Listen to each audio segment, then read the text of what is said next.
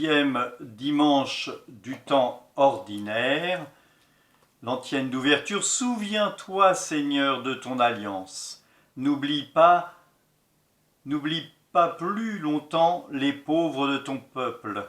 Lève-toi, Seigneur, défends ta cause. N'oublie pas le cri de ceux qui te cherchent.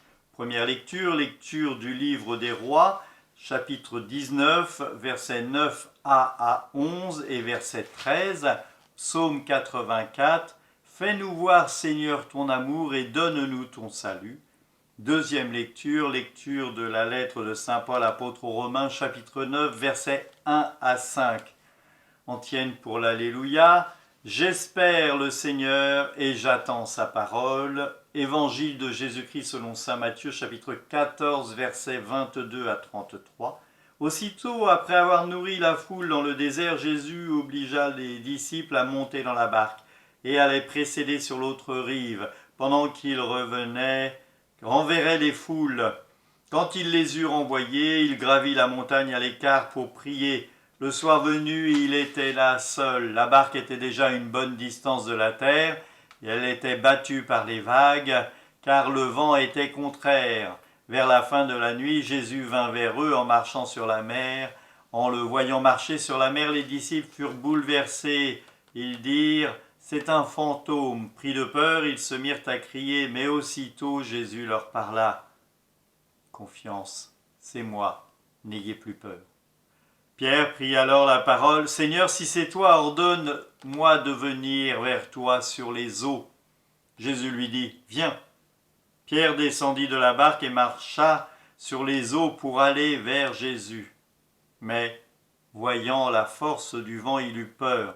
Et comme il commençait à enfoncer, il cria « Seigneur, sauve-moi » Aussitôt, Jésus étendit la main et le saisit et lui dit « Homme de peu de foi, pourquoi as-tu douté ?» Et quand ils furent montés dans la barque, le vent tomba. Alors ceux qui étaient dans la barque se prosternèrent devant lui et lui dirent « Vraiment, tu es le Fils de Dieu. » Acclamons la parole de Dieu. Louange à toi, Seigneur Jésus. Dieu est fidèle à son alliance. C'est ce passage de saint Paul aux Romains qui nous fait comprendre que l'alliance qui a été faite au peuple juif, eh bien, elle est toujours d'actualité. Dieu ne se renie pas, il est fidèle à son alliance. Si nous prenons le livre des Rois, là où il y a le passage avec Élie, nous voyons que Élie a un peu outrepassé la demande que Dieu, si vous lisez le passage avant, que Dieu lui a faite. Il a mis le roi Akab devant le fait que c'était Dieu qui était tout-puissant, mais il a fait des choses que Dieu ne lui demandait pas de faire. Il s'est un peu trompé de Dieu. Il a cru que Dieu, c'était le Dieu de la terreur, le Dieu des flammes, le Dieu du tonnerre, le Dieu du coup de poing sur la table, le Dieu des emportements. Mais ça, c'est le Dieu des hommes.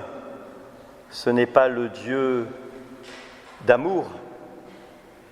Et pour lui faire comprendre cela, Dieu l'invite à l'Horeb et il lui fait voir tout ce qu'il a pu croire être de Dieu, le vent, le tonnerre, le souffle, les éclairs, etc.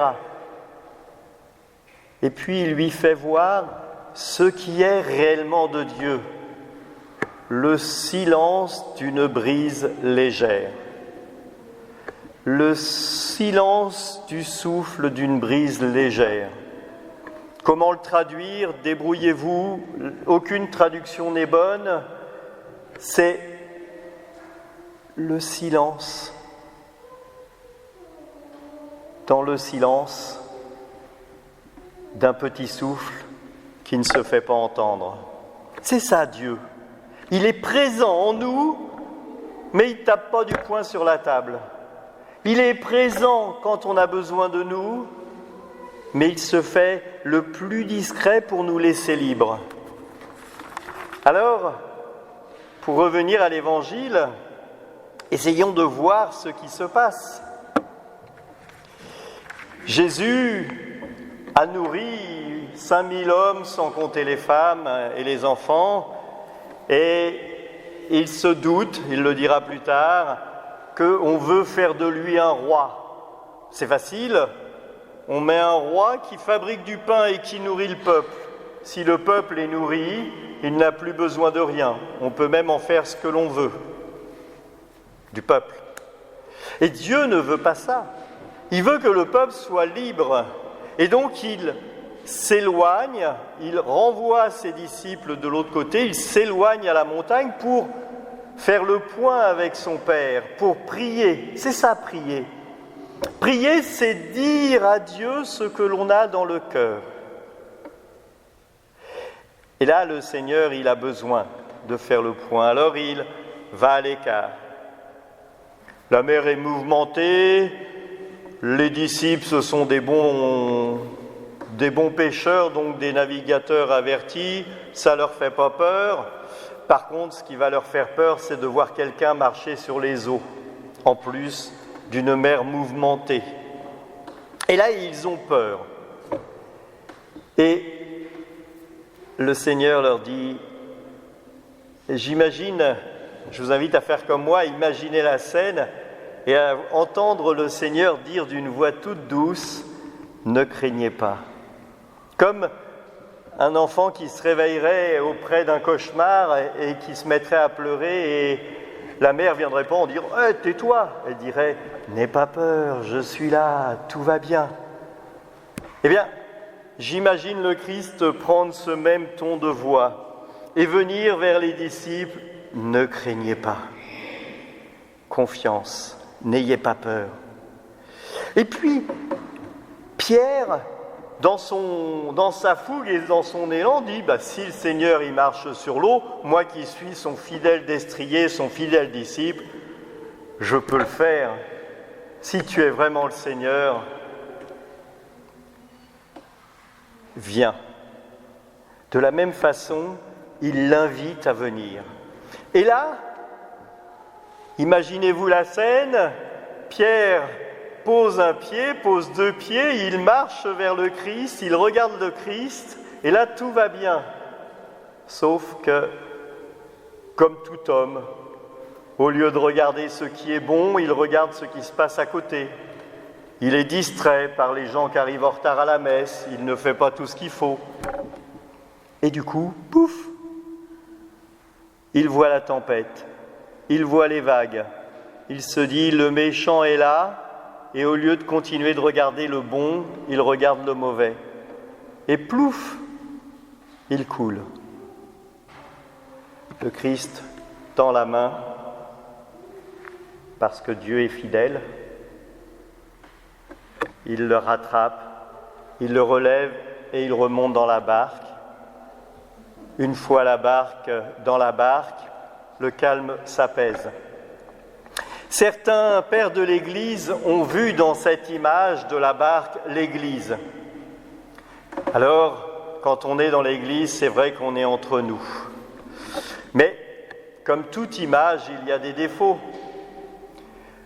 Bien sûr, on est bien, on souffle, on est devant le Christ qui va se rendre présent. Mais nous avons aussi en nous nos bouillonnements, nos questionnements, notre facture à payer d'électricité qu'on ne sait pas comment on va faire. On a nos bouillonnements, les engueulades avec les amis, etc., qu'il faut arriver à se réconcilier. Et on est quand même à la messe. Eh bien, cela n'est pas incompatible. Tout ce qu'il faut, c'est savoir que si l'on se fait confiance au Seigneur, eh bien nous sommes sauvés. Si nous mettons notre foi dans le Seigneur, eh bien nous pourrons, grâce à sa présence, surmonter ces difficultés. Je ne dis pas que ce sera facile, et je n'ai pas dit que les difficultés s'évanouissaient comme ça. Non, les difficultés sont présentes. Mais mais en déposant cela dans le Seigneur, en lui faisant confiance, nous pouvons avancer. Parce que nous savons que le Christ est avec nous et qu'il nous aime. Il fera apaiser les tourments de notre cœur et il nous aidera, parce que nous serons en prière avec le Père, à trouver des solutions. Les solutions, il y en a beaucoup. Il y en a dans la prière, il y en a dans l'aide aux frères, il y en a dans le soutien mutuel. Nous sommes l'Église et tous ces moyens nous sont donnés. Ils nous sont offerts. Dans le dialogue aux frères, qui est quelque chose qui pour moi est important, eh bien nous pouvons, en nous tournant vers un frère de confiance, eh bien déjà parler, ou vers le prêtre, déjà parler et dire ce qui nous blesse. Nous devons faire confiance au Seigneur. Nous sommes invités à lui offrir ce qu'il nous a donné, tout son amour. Si nous lui faisons confiance comme un vrai ami, nous sommes dans la sécurité et nous pouvons marcher sur les eaux. Cela n'empêchera pas qu'il y ait la tempête autour.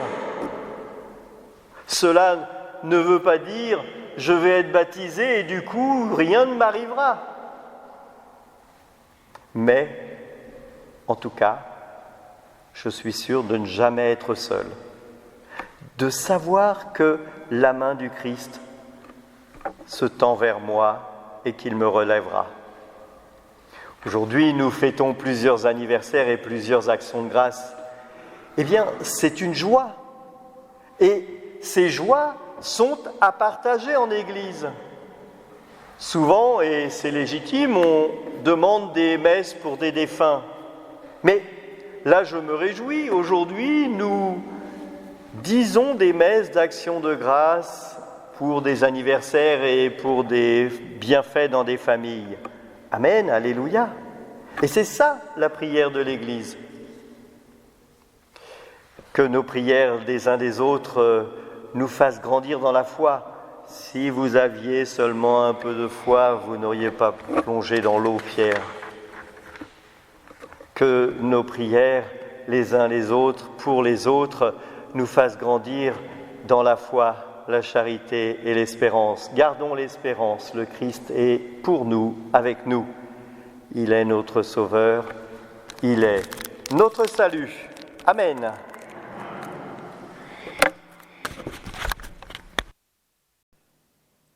Que le Seigneur soit présent avec vous dans ce dimanche ou au moment où vous écoutez cette vidéo, qu'il vous accompagne si vous êtes en vacances.